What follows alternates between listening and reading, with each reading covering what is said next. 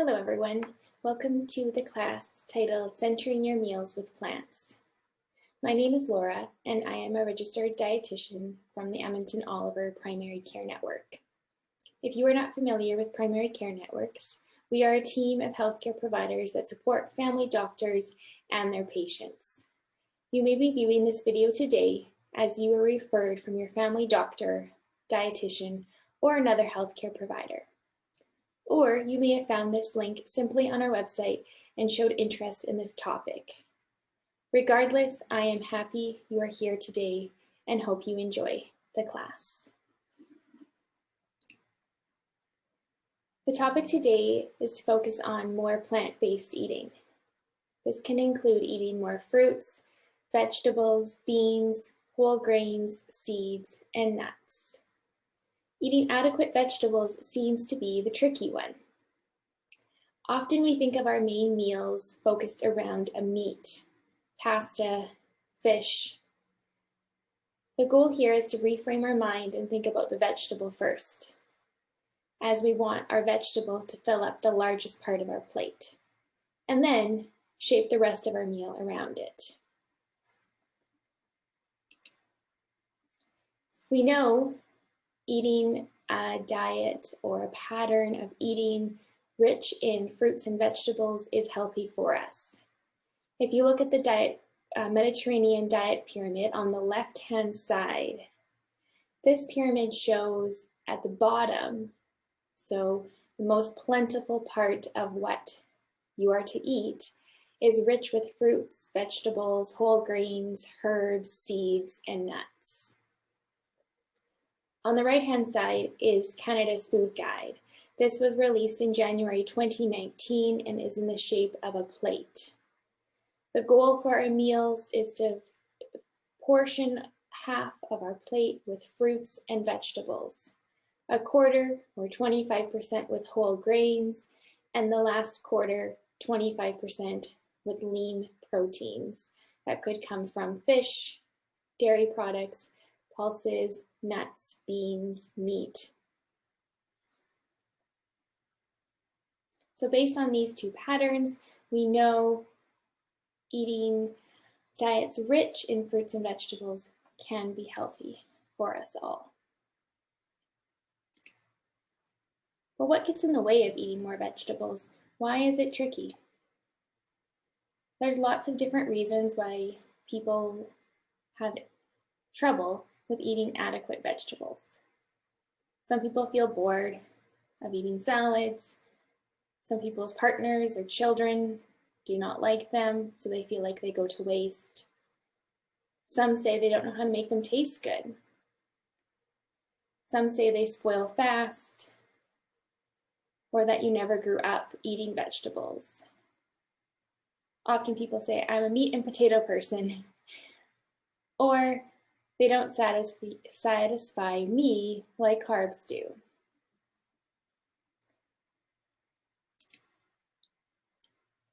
So why do we want to eat more vegetables? Why are vegetables so healthy for us? The research shows that eating patterns rich in vegetables and fruit reduce our risk of heart disease, stroke, cancer, diabetes, and vision problems. Vegetables are chock full of nutrients, so vitamins, minerals, and antioxidants. They are also full of fiber. Fiber is important because it helps us feel full for a long time. If we want to work on managing portion sizes, maybe for our weight, fiber can help us feel full after meals for a longer period of time. Fiber also helps promote a healthy digestive system, helps manage our blood sugars if we have diabetes or are pre-diabetic, and helps manage our cholesterol. Fiber acts almost like Velcro in our veins and binds to the cholesterol and helps your body dispose of it. So if you have high cholesterol levels, eating more fiber can be helpful.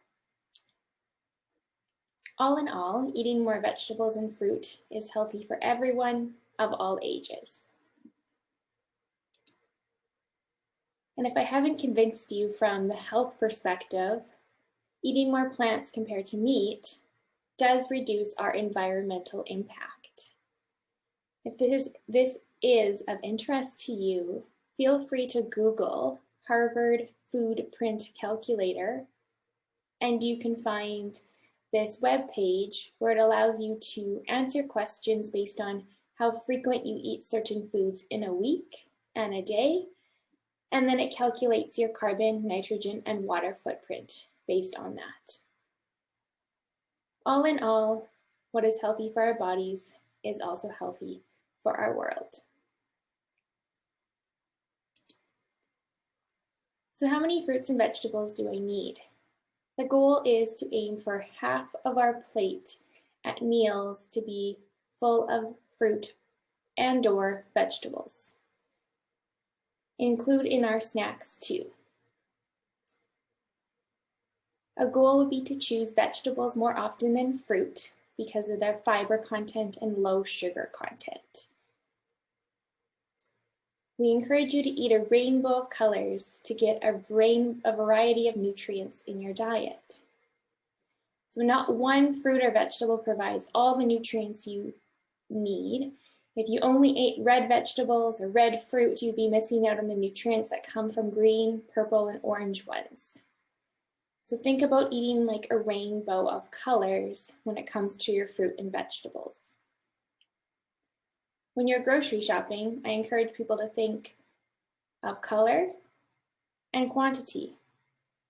If we want our plate to be half full of fruit and vegetables, your grocery cart should reflect that. Fruit. The goal is to eat about 2 to 3 servings a day. This can be fresh or frozen. In winter in Canada, fresh fruit has to travel a long way and sometimes loses its flavor and texture and can spoil fast.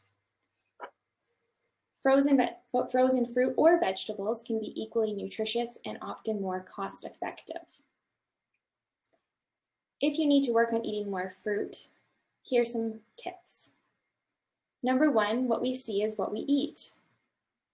So if you put a bowl of candy in your desk, you're going to eat candy because you see it, you could switch it up and put fruit in that bowl. Make it easy and convenient to grab fruit. Another option is to have it in clear containers in your fridge. Cut up the fruit in advance and put it in your fridge at eye level. This can make it easy to see the fruit and more likely to choose it. If you're running out of fruit, you can use unsweetened applesauce or unsweetened fruit cups as an alternative that are non-perishable. Number two, we eat more with variety. So the research shows when we have more flavors of chips or more flavors of candy, we eat more because we want to try more. So why don't we use that alternative when it comes to fruit? Buy multiple different kinds of fruit each week, and you're more likely to try and eat different kinds of a fruit. Variety can be the spice of life. Number three, add flavor. You can add cinnamon onto sliced apples, pears, bananas.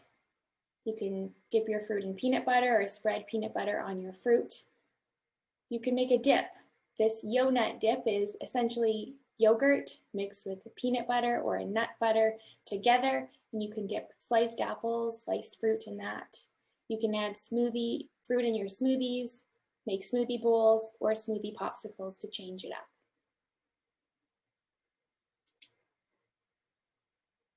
What about fruit juice? Often people think fruit juice, if it's 100% juice, is a healthy option. The drawback with fruit juice is when they prepare fruit juice, they squeeze out all the liquid, which includes all the sugar, but the fiber is left behind and discarded. The fiber is what is healthy for us. So I do encourage you to eat the fruit instead of drink the juice, so you can reap the benefits of the fiber in the fruit.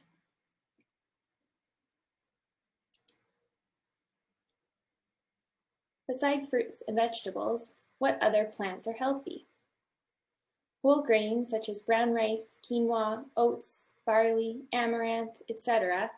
have more vitamins, minerals, and fiber than refined grains or white grains. So we would want you to choose whole grains more often. Soy products are a plant-based source of protein. Examples would be edamame, tofu. Nuts and seeds. Nuts and seeds are rich in healthy fats, such as omega-3 fats, high in fiber, and have a little bit of protein. They can be easy to add to hot cereals such as oatmeal, yogurt, smoothies, or sprinkle on your salads. A little can go a long way in adding up your fiber and your healthy fats when you use seeds and nuts. Pulses. Pulses is a broad category for beans, peas, lentils, chickpeas. These are plant-based proteins that can replace meat in recipes. They are high in fiber and protein with no fat. They are beneficial for our heart health, as if we eat more of these pulses instead of meat, we decrease how much saturated fat or unhealthy fats we eat in a day. Try a meatless day, meatless Monday, and this can help towards your heart health. There is a website, pulses.org, and there are a few more websites and cookbooks I recommend if you want to incorporate more of these plants included on the slide. You can find the handouts above the video. All in all, plants in general are healthy for you, and the closer to the whole product or the less processed the food is, the better it is for you. All right, we're going to go back to the topic of vegetables. I will focus the rest of the presentation on vegetables, as this is often where people want more ideas. So how do we eat more? This slide has 7 top tips for eating more vegetables. Number 1, when planning your meal, consider the vegetable first.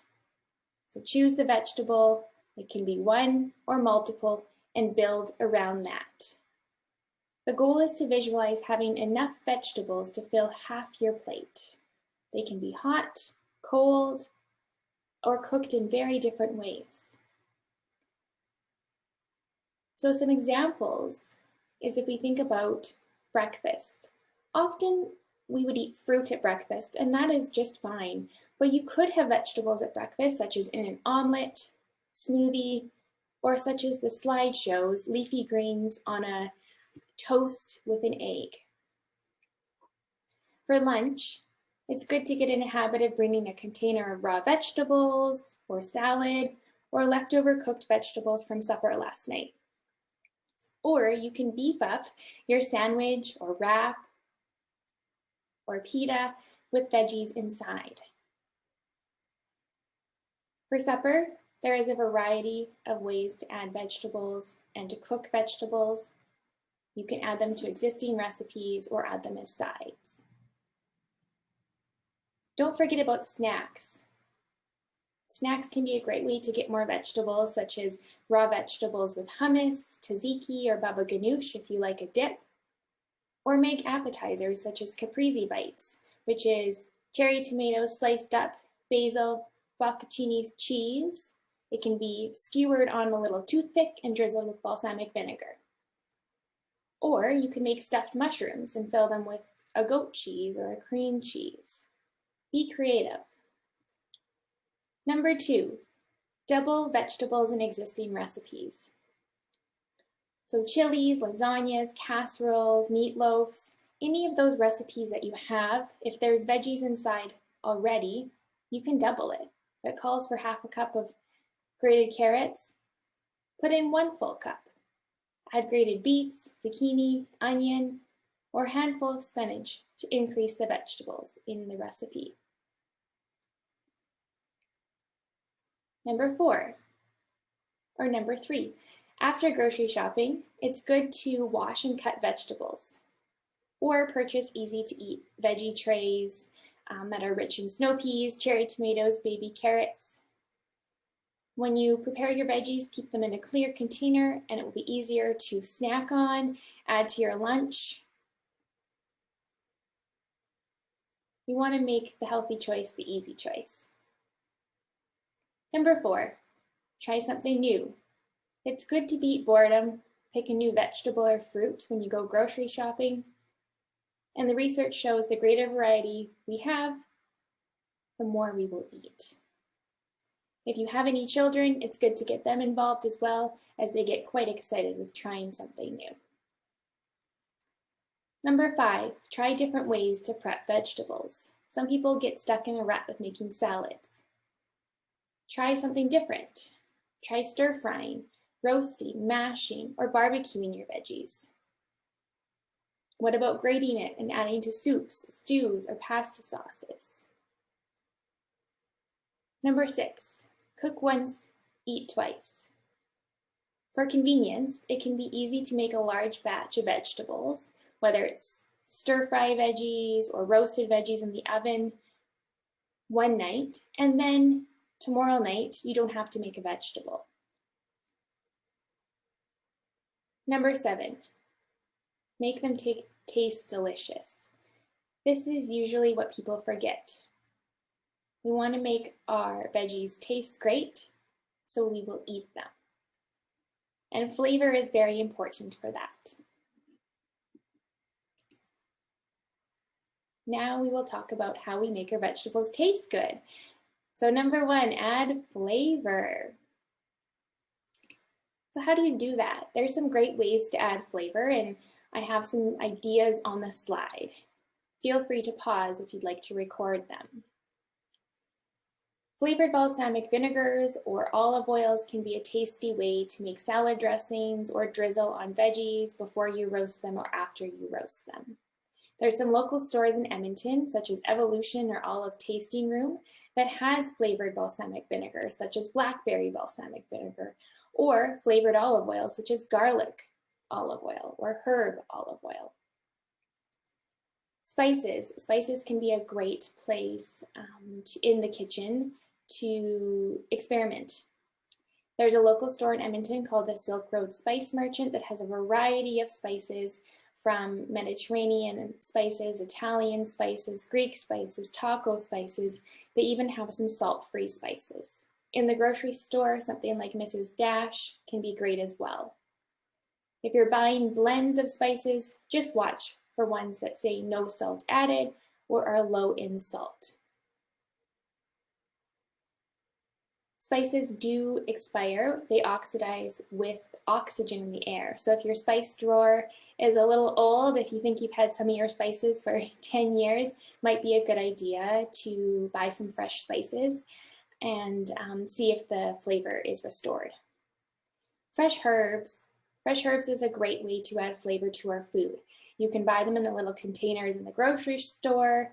You can buy them loose in the grocery store, or you can grow them. Especially in summer in Alberta, we can grow them in a sunny spot in our backyard, our deck, or maybe even a sunny window. Garlic, onions, shallots, and peppers can be great to add flavor to veggies. I usually use one of those as a base when I'm roasting veggies. If you're not a fan of onions and find them a bit too strong, shallots can be a great alternative. They're a little bit smaller than onions, but they are more mild. Flavorful cheeses can go a long way as well, such as feta or Parmesan.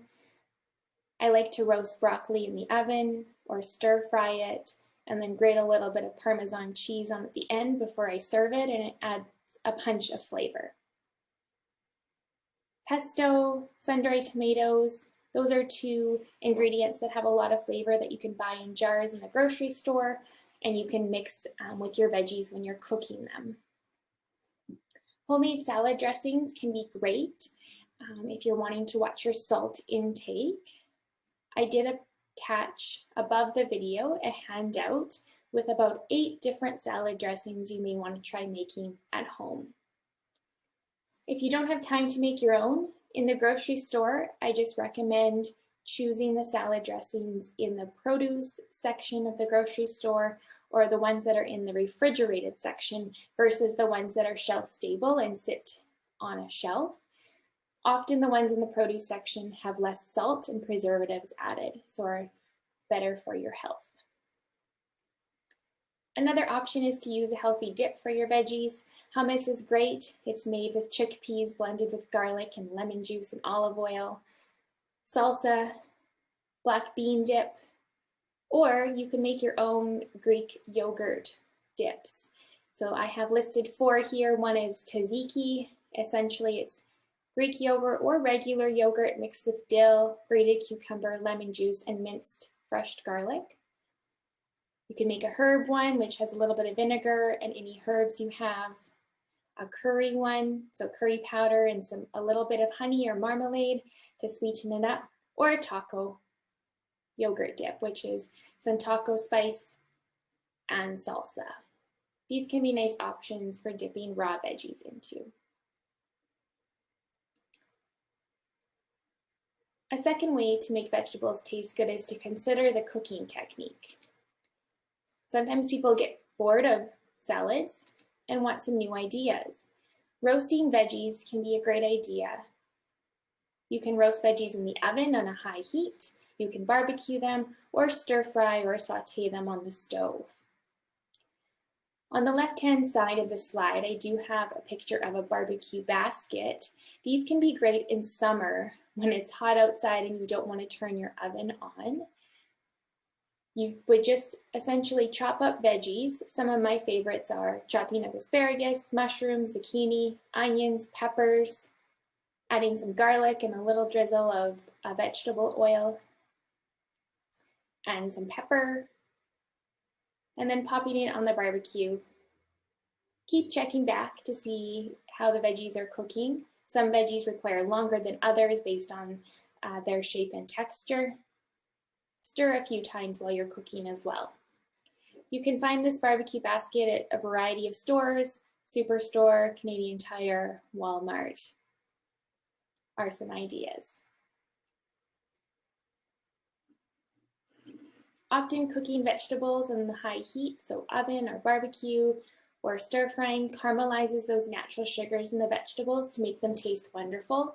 So if you tend to boil or steam your veggies, try something different and you may find different flavors in the vegetables that you like.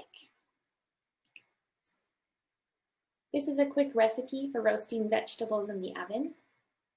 Using a high heat helps caramelize those vegetables and heighten the flavor. So about 425 degrees Fahrenheit. Cut your veggies into bite-sized pieces and toss in a little bit of canola or olive oil. Sprinkle with spices, herbs, garlic, and roast until soft.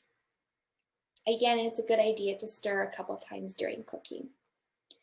You'll notice, based on the vegetable, there will be different cooking times required. Something hard like root vegetables are going to require a bit more time to roast than something soft like zucchini or green beans or mushrooms. So just watch them closely. After your vegetables are cooked, if you still feel like you need a little bit more flavor on them, maybe sprinkle a little bit of Parmesan cheese, squeeze some lemon juice or lemon zest, or add that flavored olive oil or balsamic vinegar. A little goes a long way. I have recently seen in the frozen section of the grocery store some roasted vegetables. If you don't tend to like frozen veggies, these might be worth trying. They might have a little bit more flavor because they have been pre-roasted and then frozen. Can be a quick convenience option for you. Number 3 is to cook in season. This means cooking fruits and vegetables that are in season at the time of year you're preparing them. So for instance, if it's May or June in Alberta, asparagus is more reasonable than if you buy asparagus in December, because we can grow asparagus in Alberta in May and June. However, in December, we sure can't because there's snow on the ground.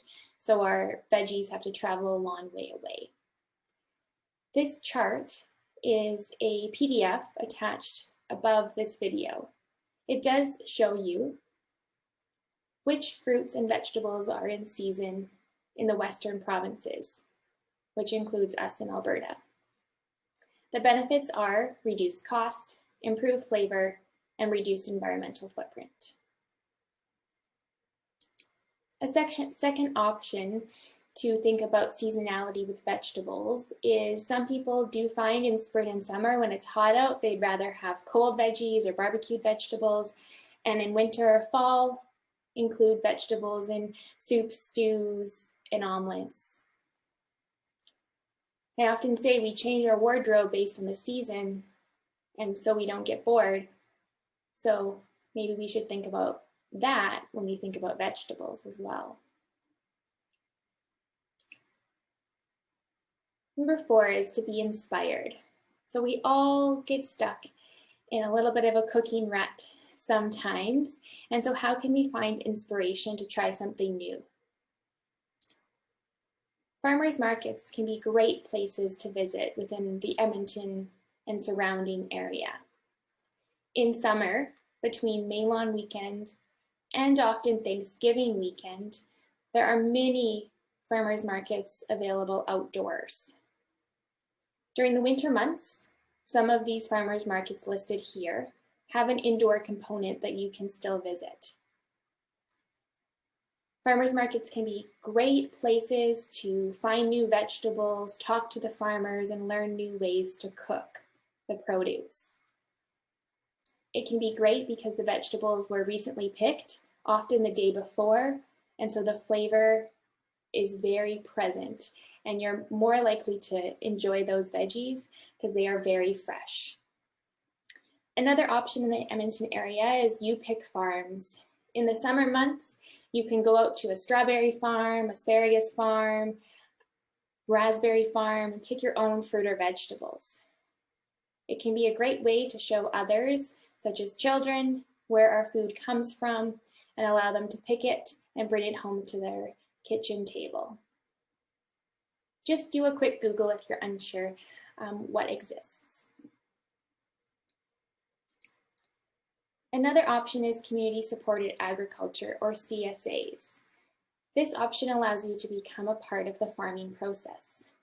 Essentially, you invest in the farm and share the risks and rewards that goes along with farming. This allows you to know where your food comes from, reduces risk of food waste, and supports local independent family farms in your community.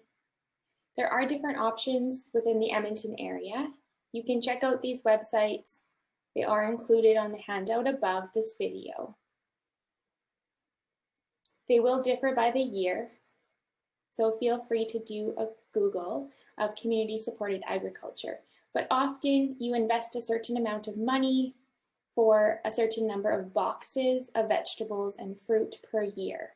So you may, on a weekly basis, be able to pick up a box of veggies, or on a bi-weekly basis. They often have different sizes based on how many people are in your family. And these farms usually partner with a local deli or coffee shop or bakery where you go to pick up your box on a weekly basis. So this allows you to find somewhere close to you in your community and builds community because you're shopping at the local place or stopping by to get your box of veggies on a weekly or bi-weekly basis. Again, there is a cost up front, but if you do not have space to grow your own garden or want something that's convenient with local veggies, this can be a great option. Cookbooks can be great ways to feel inspired or get new recipes. I've included some on the slide here, and the handout above the video also has some more options. There's also some good websites if you'd rather find online. All these cookbooks do focus on more plant-based eating, cooking with fish, heart-healthy eating in general. As adults, we are role models to those around us, whether we have children in our lives, grandchildren, nieces, nephews, or neighbors. It can be great to involve them in the cooking and food preparation process. Children are especially curious about food, and you could have them pick new vegetables or fruit to try, and this may even help to motivate you. Providing children these food skills will help them lifelong. Secondly, we can also inspire other adults around us, our partners, our friends, or family to eat healthier or try new recipes. You could involve others by getting together to cook freezer meals. Or you could share recipes with others, or learn a family recipe that has been passed down from generations. You could join or create a cooking club, or plan a themed cooking day based on the season. For example, you could make zucchini recipes in summer, or a day of pumpkin recipes in fall. Involving others in the cooking process can inspire others and often inspire you. Cooking classes can be great options as well. There are some listed on the slide here. The ones with stars are offering virtual classes as of May 2021. However, this is subject to change with the COVID-19 pandemic. The ones without a star are not currently offering virtual classes. However, continue to check their website as they may, and as we move into post-pandemic world, they will resume in-person classes. This can be a great date night. This can be a great gift you give other people, but learning to cook different recipes, new cuisines can be inspiring.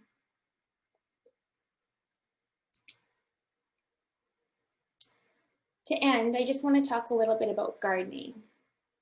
So during the months of May to September, we can do gardening in Alberta. And this can shorten the distance our food travels to improve the flavor of our food. So again, if it's May in Edmonton, this is your chance to garden. If it's spring in Edmonton, might be the chance to grow some seeds inside. And if it's winter in Edmonton when you're listening to this, this might be the time to plan, feel inspired to get ready for spring. Growing your own vegetables or herbs can be easy and cheap. You can buy a package of seeds ranging from a couple dollars up to $4 or $5 at the most. And a whole seed package can last you even a couple years and give you produce for your family. Where would you choose to grow veggies? Definitely somewhere sunny. Vegetables and herbs require sunshine to grow.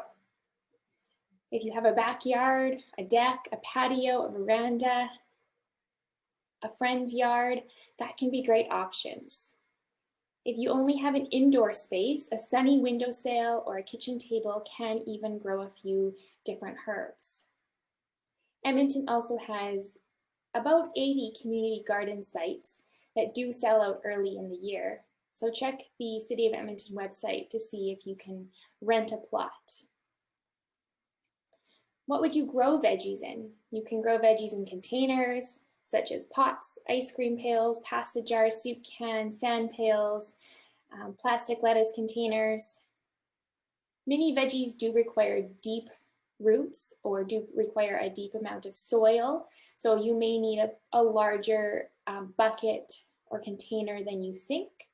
Read the seed package or do some Googling online. I will say with containers, you do need drainage. So you need a hole in the bottom of your container, or you need something such as gravel in the bottom so the roots aren't sitting in water. The other alternative, of course, is in the ground or in raised beds. If you have a very small space, such as a condo patio or apartment, considering green leafy vegetables can be good as they do not take up much room, or herbs. If you want to experiment with tomatoes, again, they just need a bit deeper of a pot, and then look for varieties that say compact or patio so you know they're small. You can Google different gardening techniques called vertical gardening or succession planting. Vertical gardening is making use of the vertical space in your area, and succession planting allows you to plant a row of, let's say, lettuce this week, and then wait 2 weeks and plant another row. And that allows you to harvest veggies or your lettuce every couple weeks throughout the summer. If you want to use a windowsill or a countertop or a sunny kitchen table, an indoor environment, probably best recommendations to try is herbs, lettuce, or microgreens. It's worth an experiment to see how it does.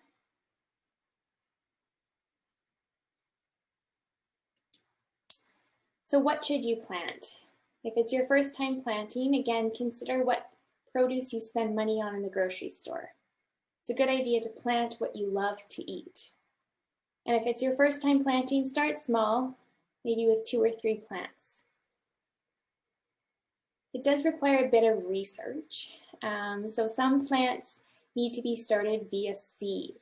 So, in the months of February, March, even into April, you can start seeds inside under grow lights or a very sunny window. You can see on the slide here, this is a picture of the tomatoes that I started in March, and they're just growing out of a yogurt container and a Tim Hortons coffee cup. These can grow in the spring indoors, and then come end of May, I will take them out of those containers and put them in the ground or a raised bed so they can grow outside all summer. These are considered to be transplants because I'm planting the plant into my ground. You can also purchase transplants in a greenhouse. The plants that you need to purchase or plant as transplants would be tomatoes, peppers, herbs, onions, leeks, cauliflower, cabbage, Brussels sprouts, and broccoli. So these are examples that I would recommend you starting inside or purchasing as a plant from the greenhouse come May. If you want to direct sow or take your seeds and put them directly in the ground, you would do that in the months of end of May into June. And that could be veggies such as zucchini, carrots, beans, leafy greens, beets, peas, radishes, etc. There are so many vegetables that you can grow in Alberta, and I have included a web link below this video that includes a growing chart.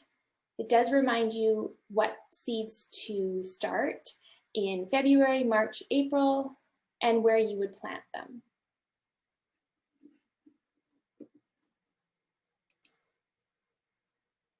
And then the most important part is to assess your sunlight. So if you have a part shade area, so maybe east facing and gets about 4 hours of sun a day, then you would want to think about planting leafy greens, beets, chives, mint, parsley, peas, radishes, or runner beans.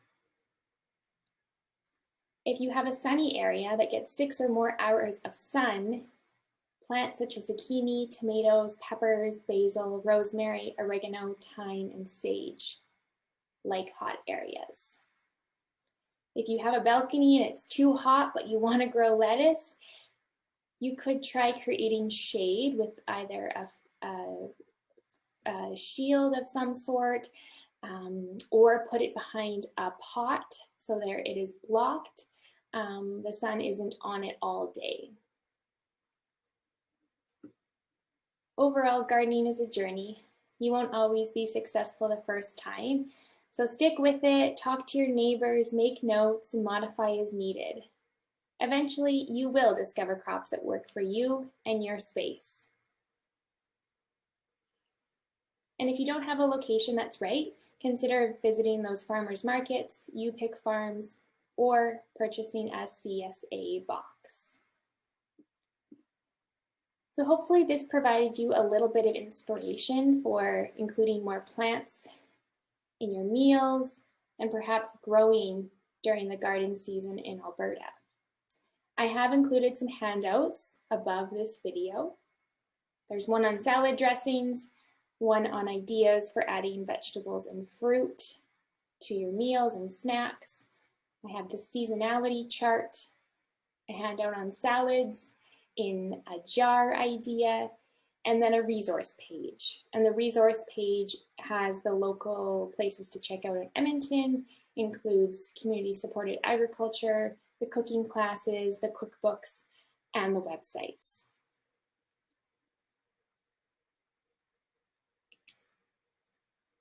Thank you for listening to this video. If you'd like to know what to do next, you can read the handouts attached, see the links below, or explore more of our Primary Care Network website to view the other nutrition classes available. Lastly, we have a patient experience survey. You can click on this QR code or see the link below the video to fill out the survey. We appreciate your input so we can improve our classes for next time. Thanks for listening.